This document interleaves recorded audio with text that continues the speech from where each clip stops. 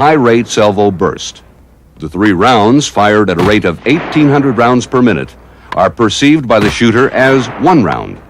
The weapon will also fire 1 round per trigger pull in a semi-automatic mode. The magazine holds 30 rounds. The long profile of the weapon aids the shooter in the quick or point-fire situation. The iron sights can be replaced with an optic sight for longer range engagements. The AAI weapon fires a 10.2 grain steel dart called a flechette. These thin stabilized projectiles are fired at a muzzle velocity of 4,600 feet per second. The projectile's low drag and high velocity produce an extremely flat trajectory. The flechette's low muzzle impulse permits greater control of the salvo burst. Flechettes have proven to be effective against hard targets and body armor, and have shown to deform and bend in soft targets, making them as lethal as bullets. The Colt weapon has evolved from the M16A2 design. It incorporates a muzzle brake compensator to reduce and control muzzle climb, and an oil spring buffer to reduce perceived recoil from moving parts. Human engineering designs have resulted in a weapon with a sight rib for point fire and an adjustable buttstock to better fit the shooter. Like the M16, the magazine capacity is 30 rounds. This weapon can also be fitted with either iron or optic sights. The 5.56 millimeter duplex ammunition contains 2 bullets in the same cartridge case. For each round fired, 2 bullets travel to the target. The first bullet travels to the aim point, while the second is offset in a controlled pattern. In addition to the duplex ammunition, the Colt weapon can also fire the current M16 NATO standard round. The round would be used primarily for long-range engagements. The Heckler & Koch prototype, like the AAI, fires a 3-round salvo burst. From there, the similarities end.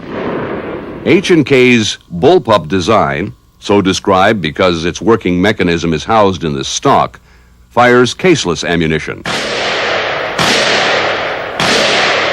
By eliminating the extraction cycle, it can fire a salvo burst at a rate of 2,100 rounds per minute.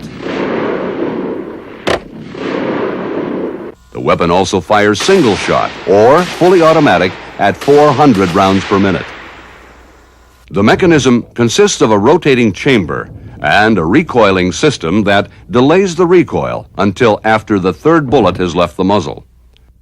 The single-row magazine located on top of the weapon holds 45 rounds. The sighting system consists of a dual-power integral optic sight. Its caseless ammunition weighs half as much as the M16's and is 40% smaller, a significant benefit to the rifleman. The round consists of 1 solid block of high ignition temperature propellant with a bullet inside.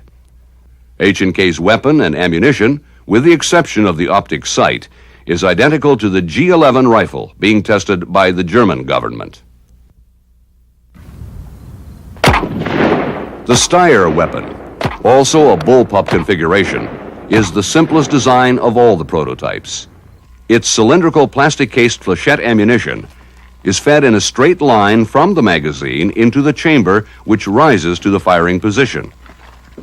The weapon fires single shot, or a 3-round burst, at a rate of 1,200 rounds per minute. The current magazine capacity of the weapon is 24 rounds. The Steyr weapon can be configured with iron or dual-power optic sights. Its plastic telescope cartridge weighs half as much as the M16 round and is ejected from the bottom, eliminating ejection problems with left or right-handed shooters. The round features a side-initiating primer and fires a flechette at 4,900 feet per second. The various technologies represented by these 4 concepts will be evaluated in a field experiment with Army and Air Force shooters on a specially designed range. As a control measure, the M16A2 rifle will be used alongside the new weapon prototypes. Not only are the technologies represented by the weapons new, so is the test range, which the Army has designed to measure and assess the effectiveness of the systems. Buckner Range, located at Fort Benning, Georgia, was totally redesigned and instrumented to provide more precise firing information than has ever been gathered before.